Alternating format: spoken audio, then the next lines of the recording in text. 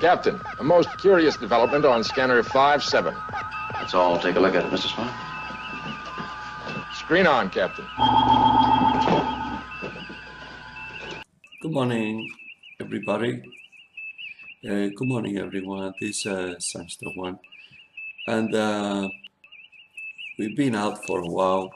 Just recently arrived in Australia from a very long trip, so as you can see, I'm still very tired. More of that to come shortly. This video is dedicated to all the Star Trek fans. Now, we're just looking through from my email thing with YouTube, and the question comes that they cannot find a link in regard to the naming of the Orbiter 1, the space shuttle. Okay, so as you can see, there's a name there, title. It's a very long one. Now, the first time I posted this information out together with other information regarding Richard C. Hoagland was 5 years ago. It was February 2012, actually. And but I had the information before that for quite a while, and I figured what I'm going to do with it because I was searching it. So I decided to make a video about it, and there has been some critics also involved. I reckon that they can't find the information that I posted out there, and basically saying that all that is a lie. Well, it's not so. Now, you have to be careful with when you look at a video, you know, because anybody that can get a couple of links from Wikipedia over there and say, oh, you know, there's no mention of that. Well, you need to go to the source of the information in order to get the facts straight. So, for those of you Star Trek fan,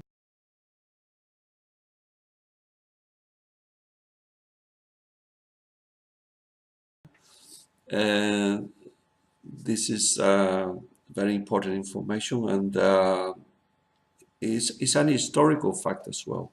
So okay, so let's look at the I'm just naming you the title. NASA-wide survey and evaluation of historic facilities in the context of the U.S. Space Shuttle Program Roll-Up Report. That's the title. So you can see it's a mouthful. But if you write that down on the Google search and click on it, the PDF file will come up there. So now, what makes this document very important is that it was prepared for the National Aeronautic and Space Administration Environment Management Division, Office of Infrastructure and Administration, right? It was prepared on February 2008, and then it was revised again on the July 2008. It has it has 215 pages. All right, so it's packed of full information here. Now let me continue. This document was prepared by Archaeological Consultants, INC, Sarasota, Florida. All right, and the names are Joanne Deming, Project Manager and Principal Investigator, Patricia Slovinak, Architectural Historian with contribution by Dr. Karen J. Waits of Waits Research, Stockton, California. All right.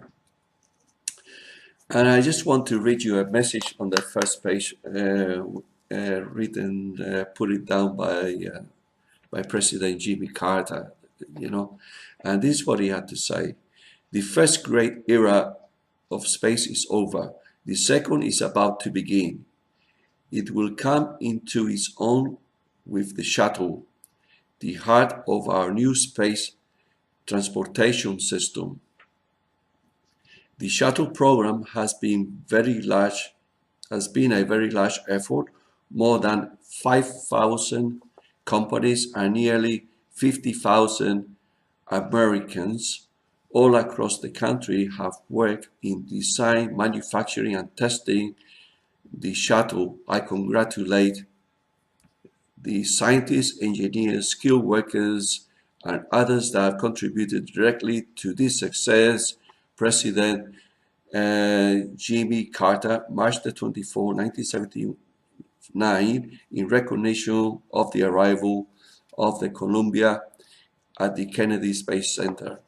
All right, now, when you're looking for information about Richard C. Hoagland, I suggest to you that you look at the, he has on page 36, you know when you go into the PDF document, all right?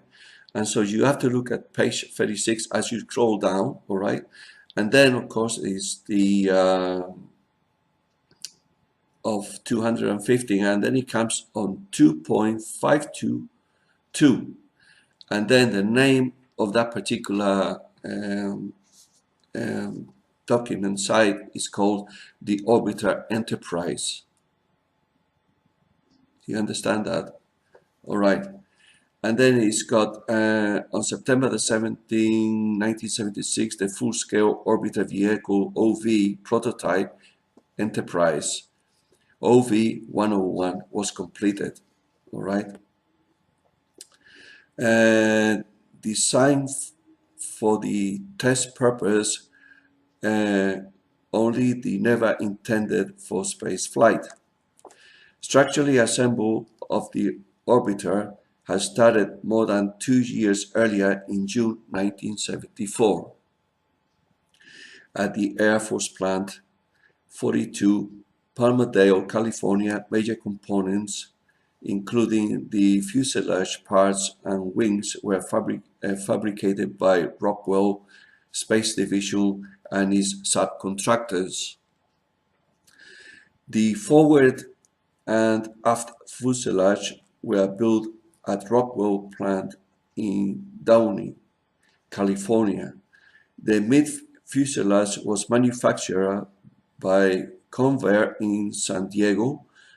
The wings were built by Grumman, and the vertical fin came from Fairchild Republic. Other subcontractors engaged in the production and tested the key components include Aerojet work on the orbiter maneuvering system. Okay, and so you can see there is huge amount of information, very good information for those of you who want to study this thing further. But let's get back to the issue, to the thing in question. And then I put it here. The completed orbiter was originally slated to be named Constitution in honor of the bicentennial. So that was to be the name, okay, Constitution, all right? And then he says, in a little comma there, as a result of the massive letter campaign initiated by Richard Hoagland, a science advisor at CBS News and devoted Star Trek fan. All right, so Richard C. Hoagland was a man responsible for picking up all these thousands of signatures, all right, in naming it, instead of the Constitution, all right, he wanted to be named the Enterprise.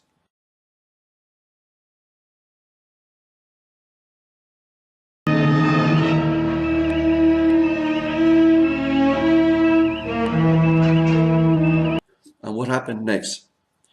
The OV-101 underwent a last-minute name change by President Gerald Ford, who was persuaded to name the orbiter by the famous television program Starship.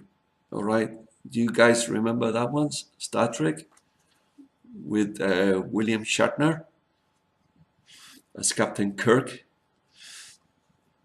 And then it goes on to say, thus on September the 8th, 1976, OV-101 was officially designated the Enterprise.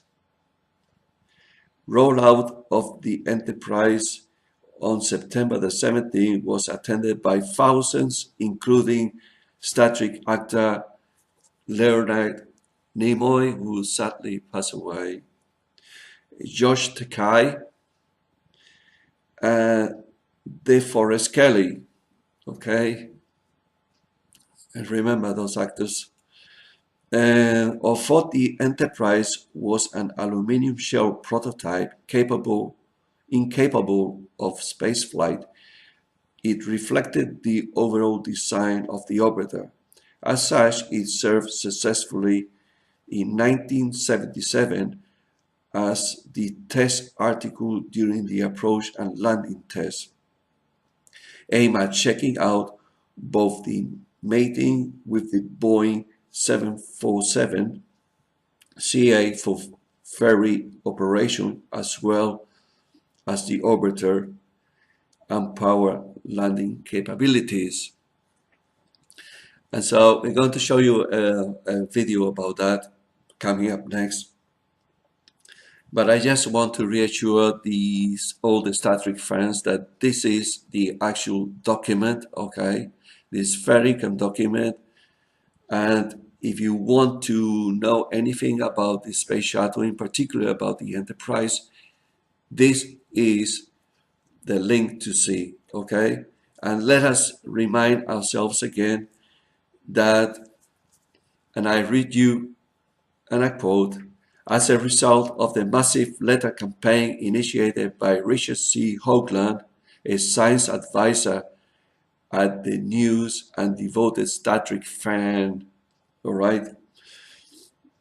And then the OV-101 underwent a last-minute name change when President Gerald Ford was persuaded, all right, to name the orbiter after the famous television program Starship, which was Star Trek. Okay, so you find the links. You also find the links of Richard Hoagland's Enterprise mission, on his theories of moon bases, ancient moon bases on the moon, as well as other theories that he has.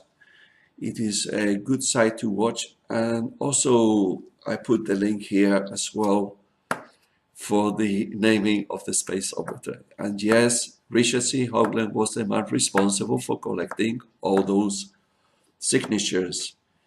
So you need to be aware that there is a lot of liars up there,